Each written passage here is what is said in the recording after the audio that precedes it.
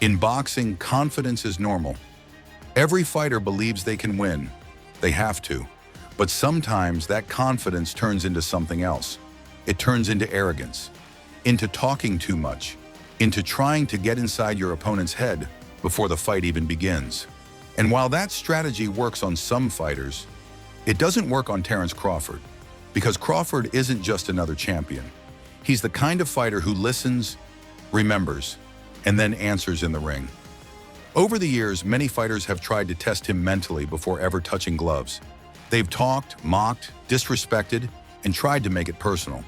But what they didn't realize is that doing that to someone like Crawford doesn't weaken him. It sharpens him. And once the bell rings, there's no talking left. And one of the first clear examples of this came in 2016, when Crawford stepped into the ring against Hank Lundy in New York. The fight had been building for months, fueled by constant trash talk. Lundy wasn't just confident, he was aggressive with his words. He promised to break Crawford, to dominate him, to make a statement. For him, this wasn't just a fight, it was personal. But Crawford approached it differently. He didn't respond with long speeches. He didn't match the energy. He stayed calm, focused, and quiet. Because for him, the real conversation was always going to happen inside the ring. When the fight began, Lundy came out fast, aggressive, sharp. He used his jab well, landed clean shots early, and even managed to take the first round. For a moment, it looked like his confidence might actually be justified. But what many fighters fail to understand about Crawford is this: he doesn't rush, he studies. Instead of forcing exchanges, Crawford adjusted. He switched his stance, controlled the distance, and began to find his rhythm. His jab became sharper. His timing became more precise, and slowly the fight started to shift. Lundy was still active, still trying to impose himself, but Crawford was no longer reacting. He was controlling. As the rounds went on, the difference in skill became more obvious. Crawford began landing cleaner counters. His punches had more accuracy, more purpose. Lundy, who had started strong, began to slow down. His shots became wider, less controlled, and Crawford saw everything. Then came the moment. A perfectly timed left hand landed clean. Lundy was hurt, and Crawford didn't hesitate. He stepped forward and unleashed a relentless attack. Punches came from every angle, sharp, fast, and precise. Lundy tried to respond, tried to survive, but his legs weren't stable anymore. Within seconds, the fight was over. It wasn't just a win, it was a lesson. A reminder that talking before the fight means nothing if you can't back it up when it matters. But that wasn't the last time someone tried to challenge Crawford outside the ring. In 2018, Jose Benavidez Jr. did the same thing, but louder. For months leading up to their fight, Benavidez questioned Crawford's ability. He dismissed him, said he wasn't special, said people were afraid of him for no reason. The tension built over time, eventually spilling into physical confrontation even before the fight started. This wasn't just promotion anymore. This was real. And when the fight began, both fighters were focused, but you could feel the tension. Crawford started carefully, working behind his jab, testing the distance. Benavidez, on the other hand, stayed composed, using his reach and waiting for openings. Early on, it was competitive. Benavidez had moments. He landed shots. He stayed in the center of the ring. He didn't look intimidated, but again, Crawford was watching.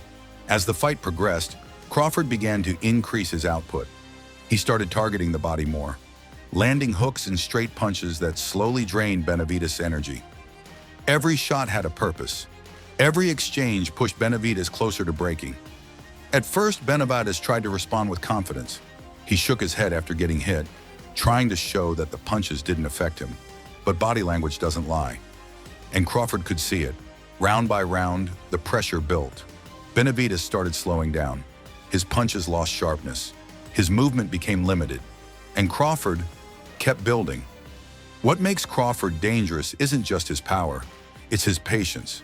He doesn't need to rush the finish, he creates it.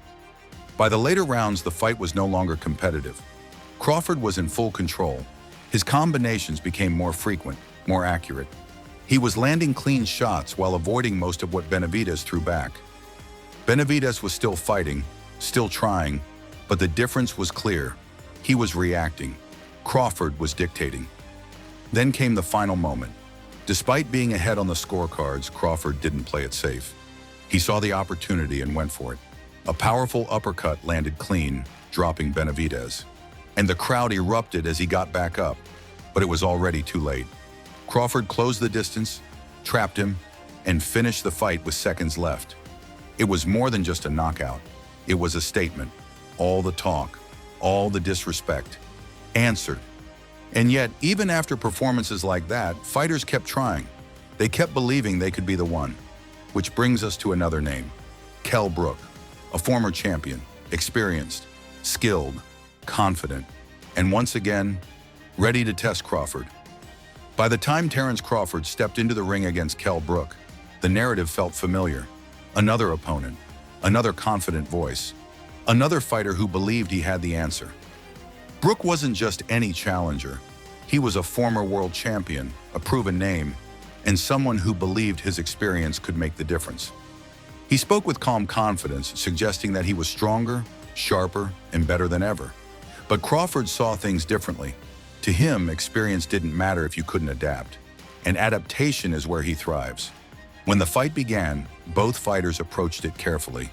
There was no rush, no reckless exchanges.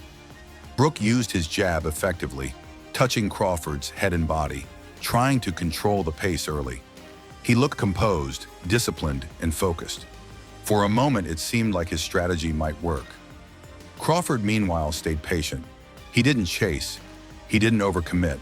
He simply observed. This is what separates Crawford from most fighters. He doesn't fight emotionally. He fights intelligently. As the early rounds played out, Brook continued to find small moments of success. His jab was sharp. His timing was decent, and he managed to disrupt Crawford's rhythm just enough to stay competitive. But beneath the surface, something else was happening. Crawford was collecting information. Every movement, every pattern, every reaction. Then came the adjustment. Crawford switched his stance, and everything changed. From that moment on, the fight began to tilt. Brook's jab, which had been effective early, started losing its impact. Crawford's positioning made it harder to land cleanly. At the same time, Crawford began landing counter shots. Clean, precise, timed perfectly. The fight slowed down, but only for one man. Crawford started controlling the distance, stepping inside when he wanted, stepping back when he needed. He began targeting Brook's weaknesses, forcing him into uncomfortable exchanges. And the pressure wasn't constant like some fighters apply. It was calculated, measured, and dangerous. Brook tried to adjust. He switched his stance as well, hoping to find a new angle, a new opening, something that could shift momentum back in his favor. But Crawford had already figured him out. Every attempt was met with a response. Every opening was punished. The confidence Brook had at the start started to fade, and then it happened. A clean shot landed. Brook's body reacted instantly. His balance shifted. His movement slowed. Crawford saw it immediately. And this is where he becomes something else entirely. Because when he senses weakness, he doesn't hesitate. He stepped forward and unleashed a series of punches, targeting both the head and body. Brook tried to fight back, tried to hold his ground, but the damage was already done. His reactions were slower. His defense wasn't as tight, and Crawford kept pressing. The referee stepped in. Fight over. Just like that, another confident opponent had been broken down, not by wild aggression, not by luck, but by precision, by patience, by intelligence. And that's the pattern. That's what makes Terence Crawford different. It's not just that he wins, it's how he wins. He lets fighters believe in themselves early. He gives them space to express their confidence, to try their strategies, to feel like they belong in the fight. And then slowly, he takes everything away. The distance, the timing, the rhythm, the confidence, until all that's left is survival. And by that point, it's already over. What makes this even more dangerous is that Crawford doesn't fight the same way every time. He adapts. He switches stances. He changes tempo. He adjusts based on what's in front of him. That makes him unpredictable. And in boxing, unpredictability is one of the most powerful weapons you can have. Because if your opponent can't read you, they can't prepare for you. And if they can't prepare for you, they can't beat you. Over time, this has built Crawford's reputation into something bigger than just a champion. He's become a problem, a puzzle that most fighters can't solve. And yet, every new opponent walks in believing they've figured it out. They talk, they promise, they push, and then they learn. Because inside the ring, there's no hiding, no talking, no excuses, just reality. And the reality is simple. If you try to make it personal with Terence Crawford, if you try to disrespect him, challenge him, or get inside his head, you're only making things worse for yourself, because all you're really doing is giving him a reason to focus more, a reason to push harder, a reason to finish the fight in a way you won't forget. And that's why so many fighters who tried to provoke him ended up with the same result. They talked before the fight, and after the fight, they had nothing left to say. So the real question isn't whether Terence Crawford is one of the best fighters in the world. That's already been answered. The real question is this: who's next? And more importantly, will they learn from the ones who came before them, or will they make the same mistake? If you enjoyed this breakdown, make sure to subscribe, drop your thoughts in the comments, shout and stay tuned, because as long as Terence Crawford is in the ring, there's always another lesson coming.